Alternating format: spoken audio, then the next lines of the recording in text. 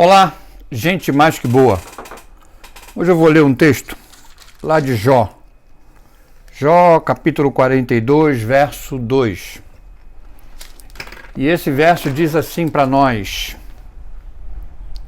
Bem sei que tudo podes, e nenhum dos teus planos pode ser frustrado.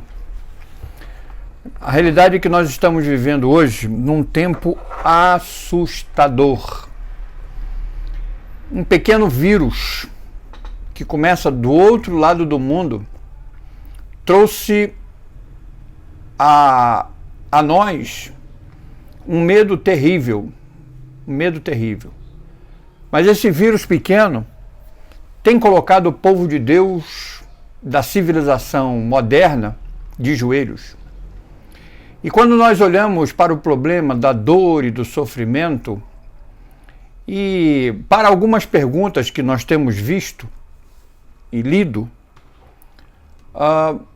é melhor a gente não procurar ou não tentar achar uma resposta. Por exemplo, por que a Itália e a China estão sofrendo tão profundamente com esse vírus, com o coronavírus ou Covid-19, quando outros países nem tanto, né? E a pergunta que a gente tem escutado daqueles que não têm a Jesus no coração é: por que um Deus que é onipotente, onipresente e onisciente permite que tudo isso aconteça, que esse sofrimento aconteça? Quando a gente vai para a Bíblia e estuda sobre algumas passagens bíblicas que estarão relacionadas com o sofrimento, nós podemos perceber que são poucas as orientações que a Bíblia nos dá sobre os porquês do sofrimento do povo. Claro que alguns que a gente percebe que é por causa da desobediência, mas nem todos. No caso de Jó, por exemplo, desse texto que nós lemos hoje, desse verso que nós lemos hoje, no livro todo, o livro todo mostra o sofrimento de Jó, e ele começa dizendo que Jó era um homem justo, fiel e temente. Não é isso que está lá no verso 1 do capítulo de Jó? Havia um homem na terra de Uz, cujo nome era Jó, homem íntegro e reto, temente a Deus, e que se desviava do mal.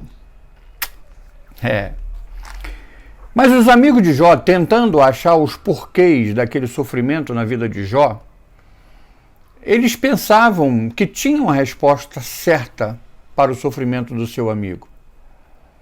Mas no final eles são repreendidos por Deus. E quando Deus começa a proferir o seu discurso, esse discurso que eu tenho para mim, que é o discurso mais longo registrado na Bíblia, nós vemos que no final do livro de Jó, Deus não responde a Jó o porquê. Uma outra situação que a gente pode perceber num tempo depois, já no ministério de Jesus, quando os fariseus ou os discípulos, eles propuseram respostas puras, culpando as vítimas por sua situação, Jesus a refutou. No entanto, ele também não deu uma resposta real ao porquê que aquilo estava acontecendo. Ele simplesmente curou. Ele não disse o porquê.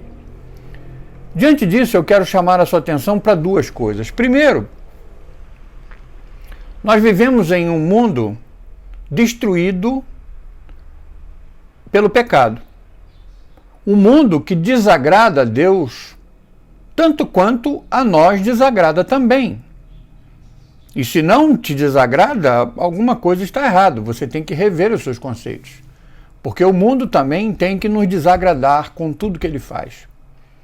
Mas Jesus nos pediu para orar para que a vontade de Deus seja feita, não só no céu, mas também na terra. E ele diz, seja feita na terra assim como no céu. E claramente que a oração ainda não foi respondida na terra. E aí vem alguns filósofos de plantão, alguns teólogos de plantão, oferecendo aí várias teorias, explicando o que aconteceu aqui, né?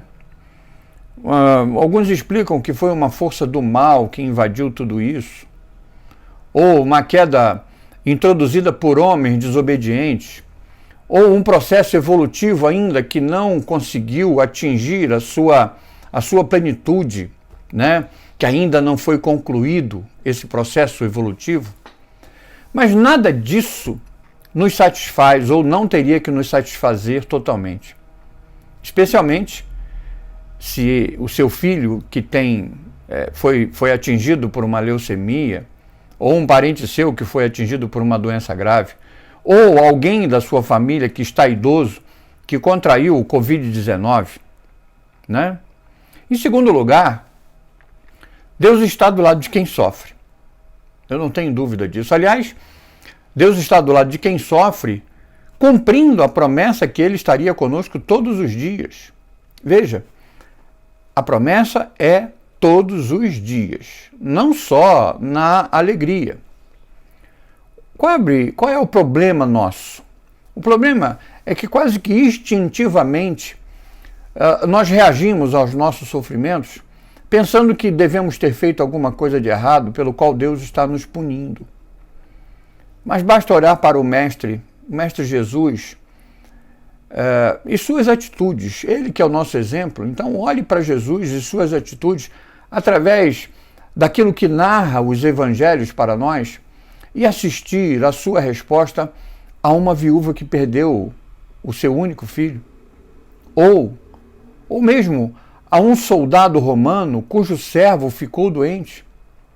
Ele nunca culpa ninguém por aquela situação, ou arruma uma filosofia, ou teologa por aquela situação sobre alguma causa. Não.